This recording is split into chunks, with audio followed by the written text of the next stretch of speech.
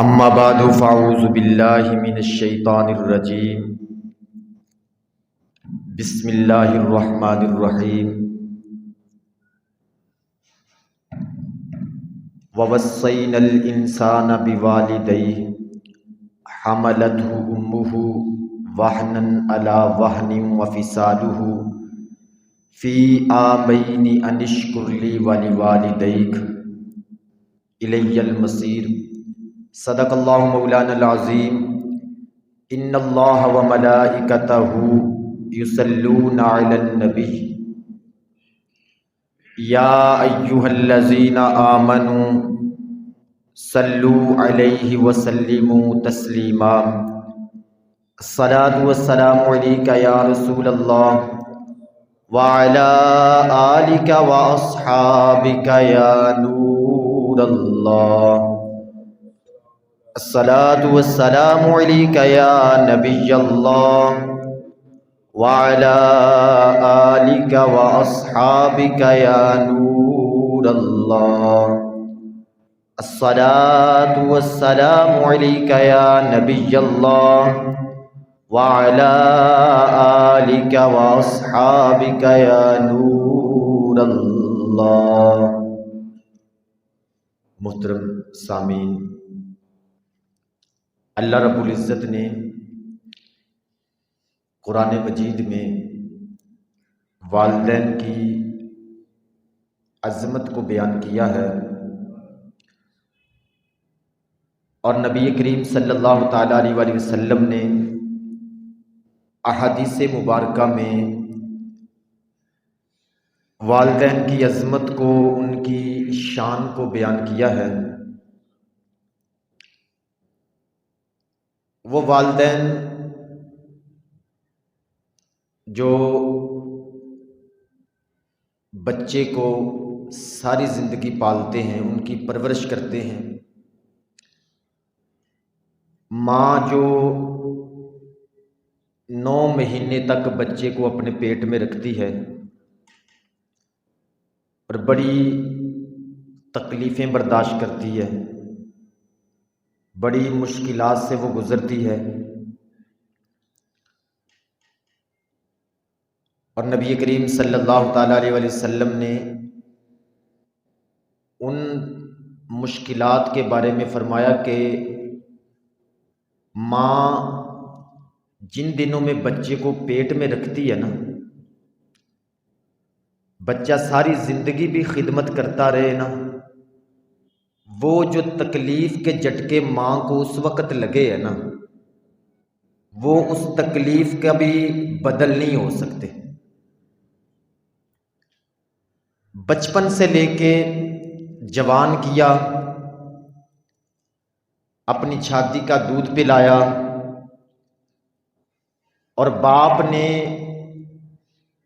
سخت گرمیوں کے اندر بھی محنت کر کے، مزدوری کر کے، اور سخت سردیوں میں بھی محنت مزدوری کر کے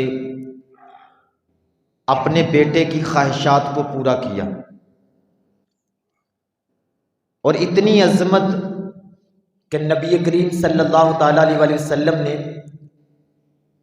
والدین کے چہرے کو ایک نگاہ دیکھنے والے کو کہا ہے کہ یہ حج مقبول کا ثواب ہے۔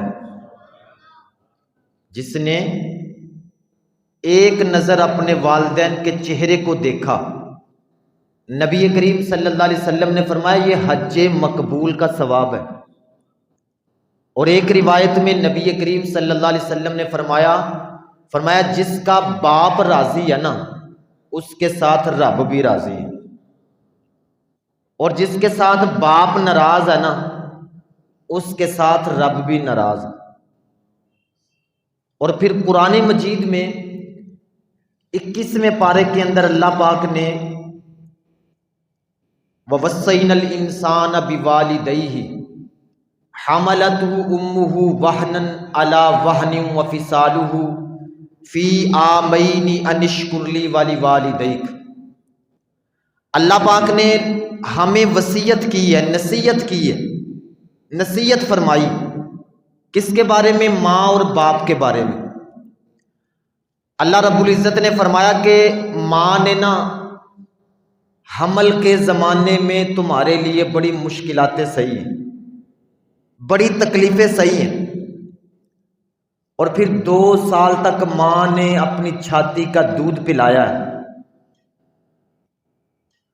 اللہ رب العزت نے آگے فرمایا کہ تم میرا بھی شکر ادا کرو اور اپنے والدین کا بھی شکر ادا کرو، اور پھر اپنی عبادت کے ساتھ والدین کی عظمت کو بیان کیا۔ فرمایا وَقَضَىٰ رَبُّكَ أَلَّا تَعْبُدُوا إِلَّا إِيَّاهُ وَبِالْوَالِدَيْنِ إِحْسَانًا، فرمایا کہ اپنے رب کی عبادت کرو اور اپنے والدین کے ساتھ احسان کرو، اور جہاں اللہ پاک نے اپنے شکر کا حکم دیا نا، وہاں پر والدین کا شکر ادا کرنے کا بھی حکم دیا۔ اتنی عظمتیں والدین کی، اتنی فضیلتیں، اتنی شانیں بیان ہوئی، لیکن کئی اولادیں جو ہے نا، کئی نوجوان، کئی بیٹے یہ والدین کے نافرمان ہو جاتے ہیں۔ والدین کے نافرمان ہو جاتے ہیں۔ والدین کو چاہیے کہ سوچیں، غور و فکر کریں کہ آخر وہ کون سی وجہ ہے جس کی وجہ سے ہماری اولاد ہماری نافرمان ہو گئی۔ بھائی دیکھیں نا، چھوٹا بچہ روتا ہے نا تو ماں سوچو بچار کرتی ہے یہ رو کیوں رہا ہے، کہیں اس کا پیمپر تو نہیں گیلا ہو گیا۔ وہ دیکھتی ہے، وہ دیکھتی اس کو کہیں کوئی چیز چبھ تو نہیں رہی۔ ماں سوچتی ہے کہ رو کیوں رہا ہے، اس کے رونے کی وجہ جانتی ہے۔ آخر دیکھیں نا بچہ رو کیوں رہا ہے، ماں اس کے اوپر غور و فکر کرتی اس کو بھوک تو نہیں لگی۔ اسی طرح اولاد جب والدین کی نافرمان ہوتی ہے نا، اس وقت والدین کو بھی سوچنا چاہیے کہ آخر وہ کون سی ایسی وجہ بن گئی کہ میرا بیٹا میرے سامنے کھڑا ہو گیا آ کے۔ بھائی دیکھیں نا، اتنی جرت، وہ والدین جنہوں نے ساری زندگی پالا، بڑا کیا، ان کی ہر خواہش کو پورا کیا، اور بیٹا انہی کے سامنے کھڑا ہو گیا، آخر اس کی وجہ کیا بنی؟ یہ والدین کو غور و فکر کرنا چاہیے کہ اس کی وجہ کیا ہے۔ ان وجوہاتوں میں سے نا ایک جو مین سب سے بڑی وجہ ہے نا، وہ یہ ہے کہ ہمارے گھروں میں والدین جو ہے نا، وہ اولاد کے درمیان انصاف نہیں کرتے۔ آپ کسی کو پوچھ کے دیکھ لیں، کئی نوجوان شادی ہوئی، شادی کے 2-4 ماہ بعد اپنی بیوی کو ساتھ لیا اور الگ ہو جاتے ہیں، اپنا الگ میں گھر بسا لیتے ہیں، والدین سے جدا ہو جاتے ہیں۔ ان سے پوچھ کے دیکھ لیں، ایک ہی بات کرتے ہیں، کہتے جی ہمارے ساتھ انصاف نہیں ہوتا، گھر میں ہمارے ساتھ نا انصافی ہوئی ہے، ہمارے ساتھ عدل نہیں ہو رہا۔ بھائی اسلام نے نا عدل کے اوپر بڑا زور دیا ہے، انصاف کے اوپر بڑا زور دیا ہے۔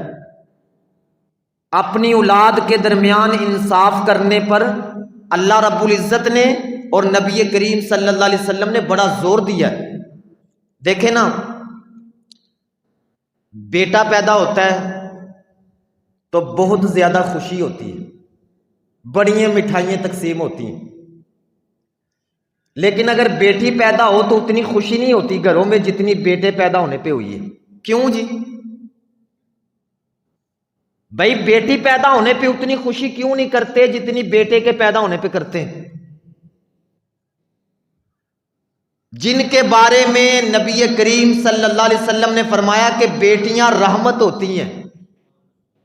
وہ کسی شاعر نے کہا تھا، اس نے کہا بیٹیاں سب کے مقدر میں کہاں ہوتی ہیں، بیٹیاں سب کے مقدر میں کہاں ہوتی ہیں، گھر جو خدا کو پسند آئے وہاں ہوتی ہیں، بیٹیاں سب کے مقدر میں کہاں ہوتی ہیں۔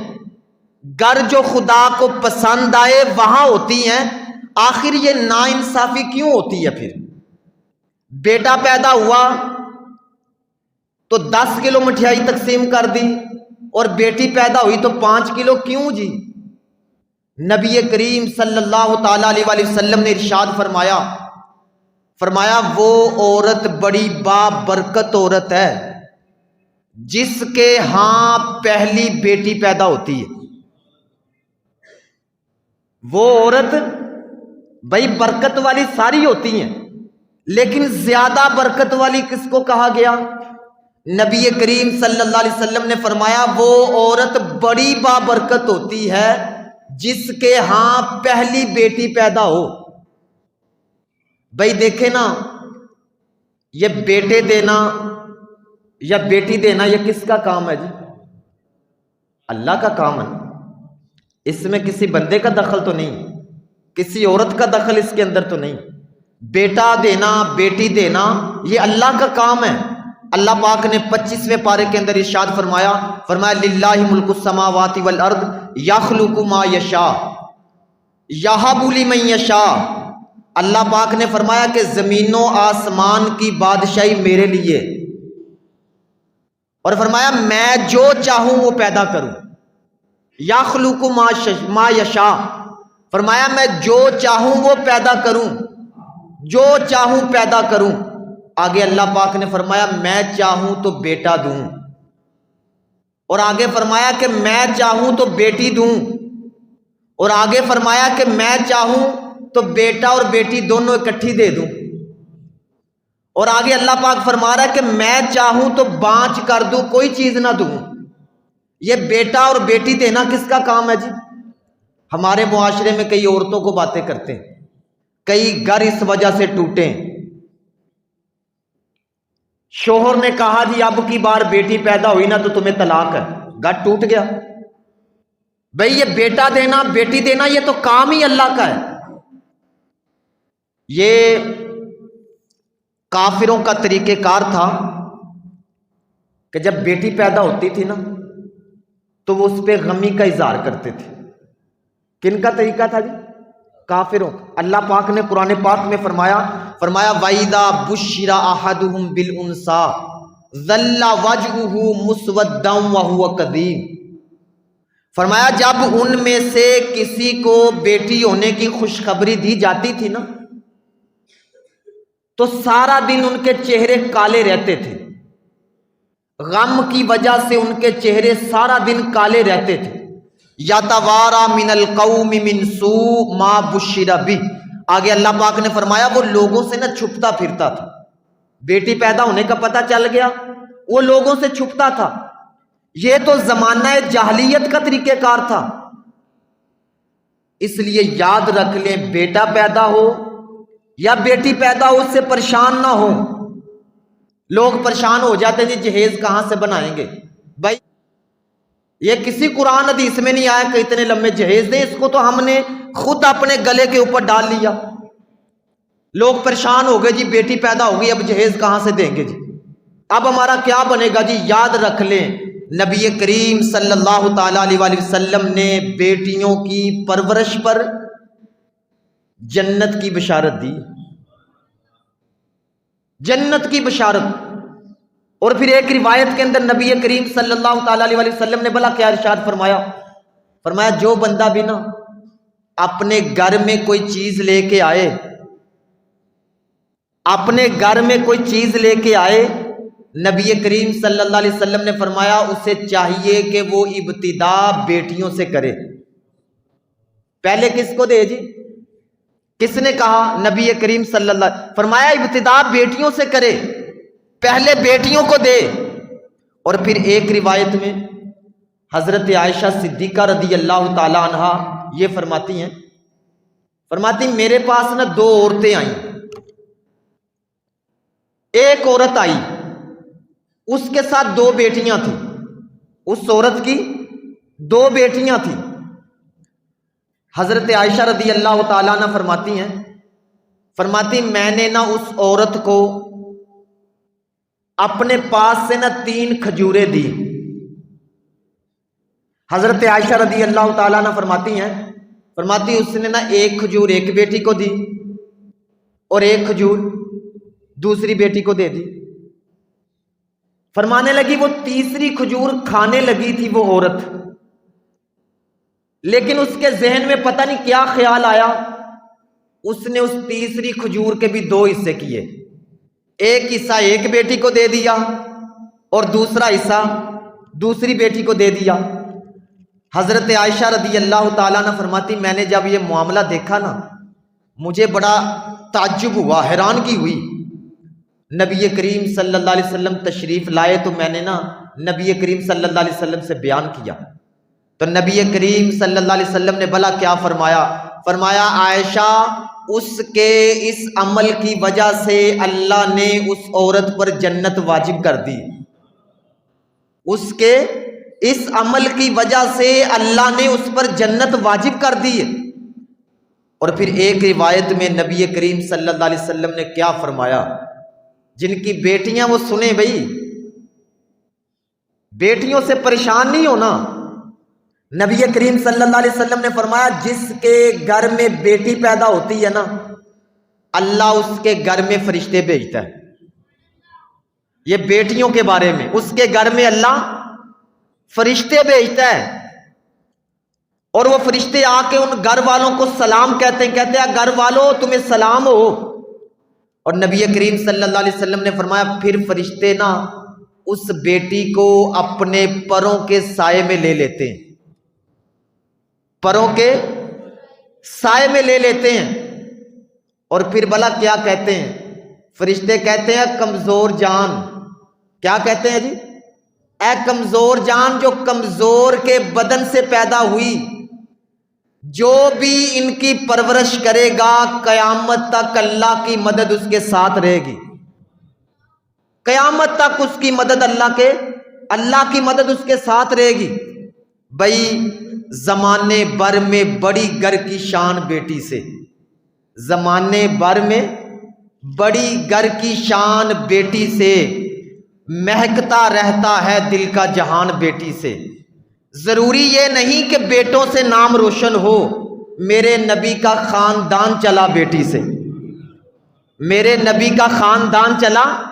اور کسی باپ نے نا کتاب لکھی، اس نے کتاب میں بھلا کیا لکھا؟ اس نے کہا جی میرا جو بیٹا ہے نا تب تک میرا بیٹا ہے جب تک اس کی شادی نہیں ہوتی. میرا بیٹا تب تک میرا بیٹا ہے جب تک اس کی شادی. اور اس نے کہا میری بیٹی تب تک میری بیٹی ہے جب تک میرے جسم میں آخری سانس بھی باقی ہے. بھئی اس لیے بیٹا پیدا ہو یا بیٹی پیدا ہو خوشی برابر کرنی ہے. یہ نہیں کہ بیٹے کی باری زیادہ کر دینی ہے اور بیٹی کی باری آئے تو کم خوشی کرنی. نہیں بھئی برابر انصاف کریں. بیٹا پیدا ہو تب بھی اتنی خوشی کریں، بیٹی پیدا ہو تب بھی اتنی خوشی کریں. یہ جو عدل و انصاف ہے نا اس نے اولاد کو مجبور کیا ہوا ہے والدین کے سامنے کھڑے ہونے پہ. کیونکہ بچوں کو پوچھ لیں وہ کہتے جی ہمارے ساتھ گھر میں انصاف نہیں ہوتا، ہمارے گھر میں عدل نہیں ہو رہا. نبی کریم صلی اللہ تعالی علیہ وسلم نے دیکھیں کس قدر اس عدل پر زور دیا ہے. نبی کریم صلی اللہ علیہ وسلم تشریف فرما تھے اور ایک شخص بھی بیٹھے ہوئے تھے وہاں پر. وہ جو بندہ بیٹھا ہوا تھا نا اس کا بیٹا آ گیا، چھوٹا بیٹا آ گیا اس کا. اس نے نا اپنے بیٹے کو پکڑا، اس کا منہ چوما اور اس کو اپنی گود میں بٹھا لیا. تھوڑی دیر کے بعد نا اسی بندے کی بیٹی آ گئی چھوٹی، اس نے نہ پکڑ کے اپنے سامنے بٹھا دیا، اس کو نہ منہ چوما نہ گود میں بٹھایا، سامنے بٹھا دیا. نبی کریم صلی اللہ علیہ وسلم نے بھلا کیا فرمایا بیٹا آیا تو نے منہ چوما، اس کو گود میں بٹھایا، اور بیٹی آئی نہ منہ چوما نہ گود میں بٹھایا. فرمایا یہ نا انصافی کیوں کی ہے تو نے؟ کیا لفظ ہے حدیث پاک کے؟ نبی کریم صلی اللہ علیہ وسلم نے فرمایا یہ نا انصافی تم نے کیوں کی ہے؟ اور ایک روایت میں نبی کریم صلی اللہ علیہ وسلم نے فرمایا فرمایا اپنی اولاد کے درمیان نہ عدل کرو، عدل کرو، انصاف کرو، یہاں تک کہ فرمایا ان کا منہ چومنے میں بھی ان کے ساتھ انصاف کرو۔ یہ نہیں کہ ایک تھوڑا سا خوبصورت اس کو چومتے رہو اور دوسرے کو چومو نہ۔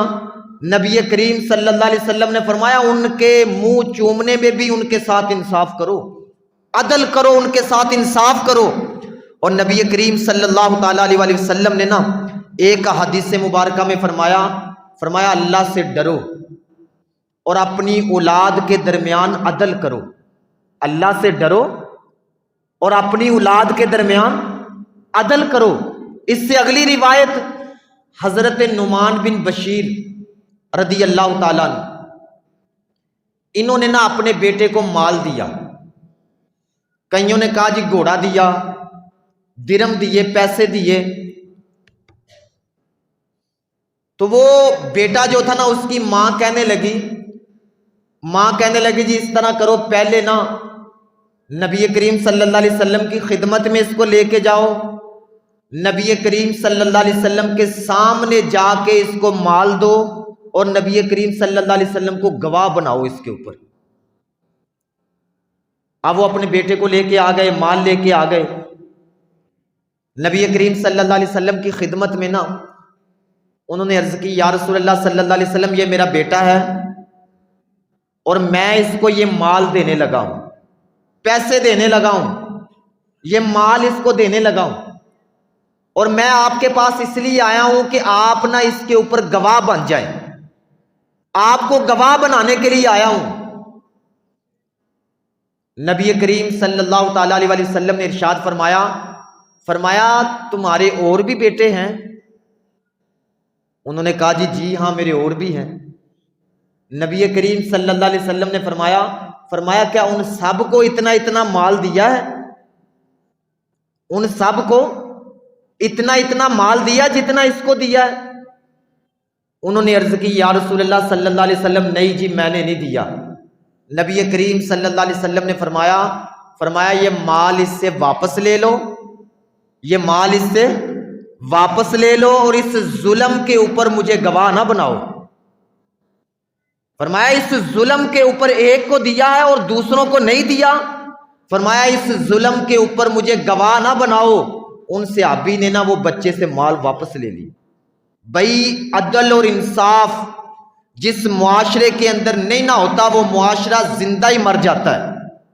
امام غزالی رحمت اللہ تعالی علیہ فرماتے ہیں اگر اللہ پاک نا قرآن مجید واپس لے لے اور صرف ایک لفظ واپس رہنے دے، صرف ایک لفظ اے دلو عدل کرو، فرماتے پھر بھی سارا معاشرہ زندہ رہ سکتا ہے۔ بھائی یہ معاشرے تباہی عدل کی وجہ سے ہو رہے ہیں، نا انصافی ہو رہی ہے، گھروں کے اندر اولاد کے ساتھ والدین نا انصافی کرتے ہیں، وہ مجبور ہو کے پھر اولاد جو ہے نا وہ والدین کے سامنے کھڑی ہوتی ہے، والدین کے ساتھ نافرمانی کرتی ہے۔ نبی کریم صلی اللہ علیہ وسلم نے دیکھیں کس قدر عدل کے اوپر زور دیا۔ غزوہ بدر کا موقع تھا، سواریاں کم تھیں، نبی کریم صلی اللہ علیہ وسلم نے نا ہر سواری کے لیے 3 صحابہ کرام مقرر کر دیے۔ فرمایا 2 بیٹھیں گے، ایک رسی پکڑ کے چلائے گا، تھوڑا سفر کر کے پھر وہ بیٹھے گا، ایک دوسرا آ کے چلائے گا۔ نبی کریم صلی اللہ علیہ وسلم نے نا اپنے ساتھ حضرت علی رضی اللہ تعالیٰ عنہ کو لے لیا اور حضرت ابو دردہ رضی اللہ تعالیٰ عنہ کو لے لیا۔ اب حضرت علی رضی اللہ تعالیٰ عنہ نبی کریم صلی اللہ علیہ وسلم کے ساتھ سوار تھے، سفر کیا، تھوڑا سا باری آ گئی ابو دردہ رضی اللہ تعالیٰ عنہ کے اوپر بیٹھنے کی، حضرت علی رضی اللہ تعالیٰ عنہ نیچے تشریف لے آئے، رسی پکڑ کے چلانا شروع کیا۔ کچھ سفر ہوا نا تو نبی کریم صلی اللہ علیہ وسلم نیچے تشریف لے آئے، نبی پاک تشریف لے آئے، رسی پکڑ لی۔ حضرت علی رضی اللہ تعالیٰ عنہ اور حضرت ابو دردہ رضی اللہ تعالیٰ عنہ ہاتھ باندھ کے کھڑے ہو گئے۔ انہوں نے عرض کی یا رسول اللہ صلی اللہ علیہ وسلم یہ گستاخی ہم نہیں کر سکتے، یہ بے ادبی، آپ سوار رہے، ہم دونوں ہیں چلانے کے لیے، آپ سواری کرتے رہیں، نبی کریم صلی اللہ علیہ وسلم نے فرمایا میرے صحابہ اگر میں عدل نہیں کروں گا تو لوگوں کو عدل کا کیسے پتہ چلے گا؟ فرمایا اگر میں عدل نہیں نہ کروں گا تو لوگوں کو عدل کیسے پتہ چلے گا؟ بھائی اسی عدل کی وجہ سے سکون ملتا ہے، اسی عدل کی وجہ سے والدین عدل کرنا شروع کر دیں، اولاد کے درمیان عدل کریں، انصاف کریں، یقین مانے سکون مل جائے گا زندگی کے اندر۔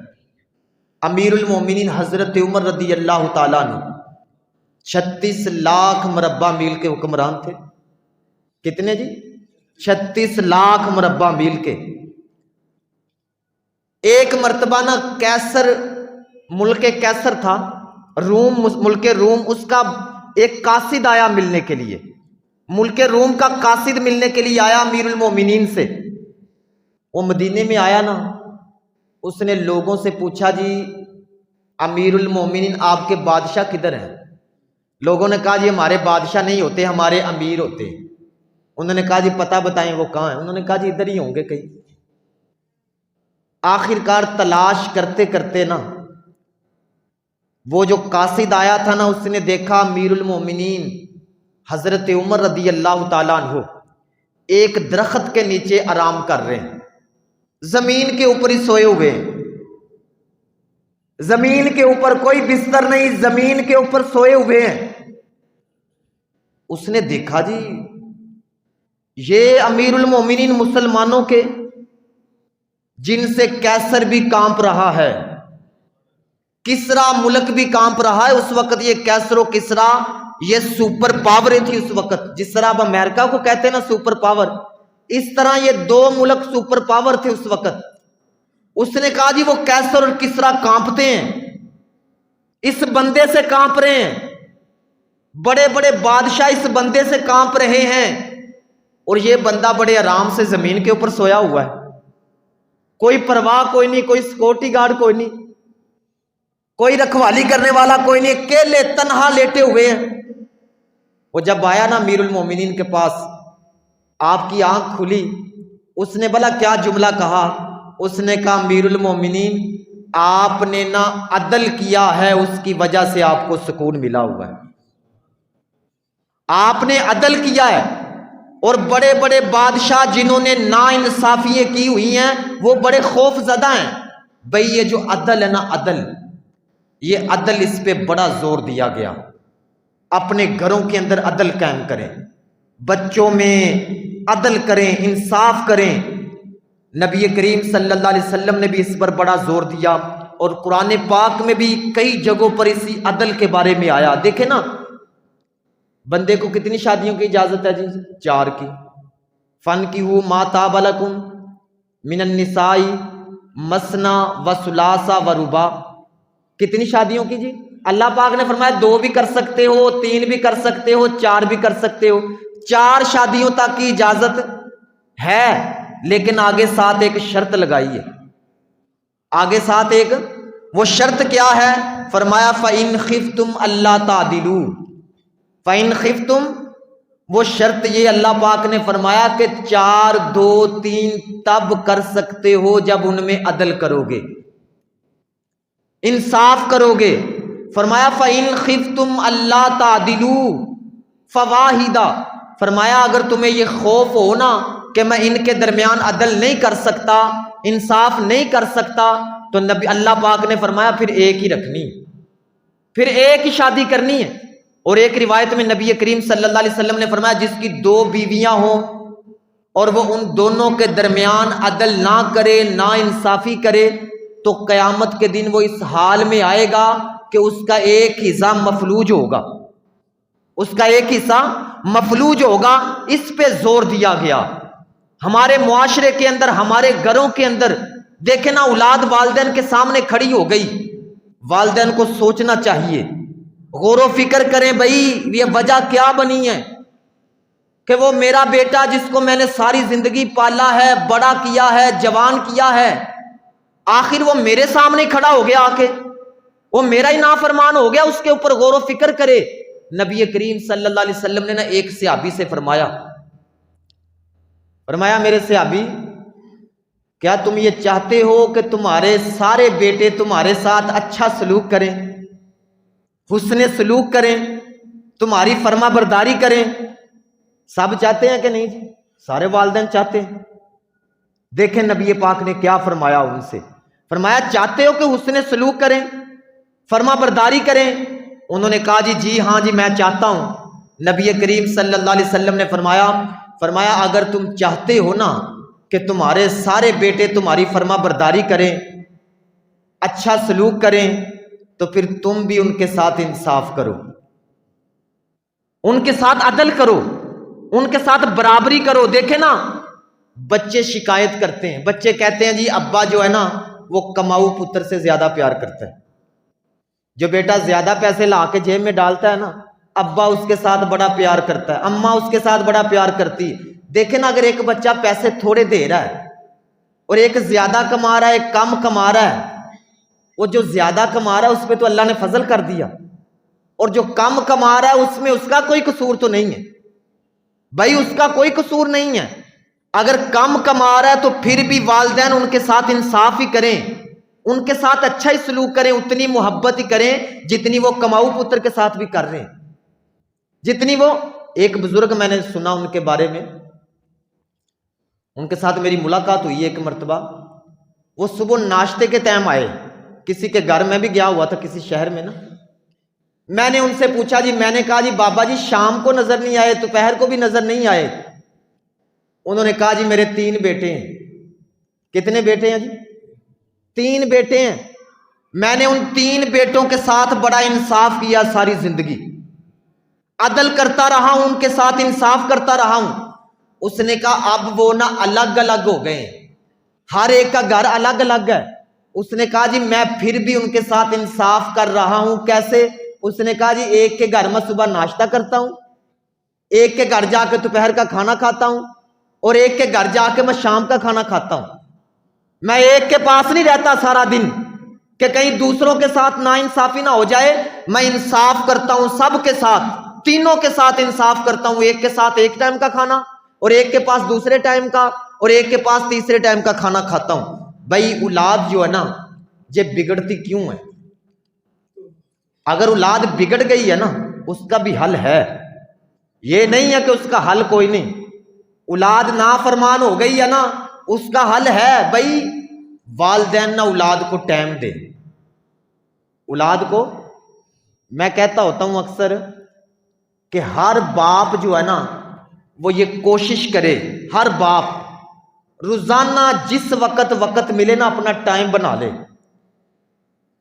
اپنے بچوں کو نا اپنے بیٹوں کو ٹائم دے، ان کے ساتھ گپ شپ لگائے، ان کے ساتھ بات چیت کرے۔ دیکھیں نا وہ بچہ باہر جا کے اپنی ہر بات بتا رہا ہے، اپنے دوستوں کو بتا رہا ہے، وہ باپ کے ساتھ کیوں نہیں کر رہا جی؟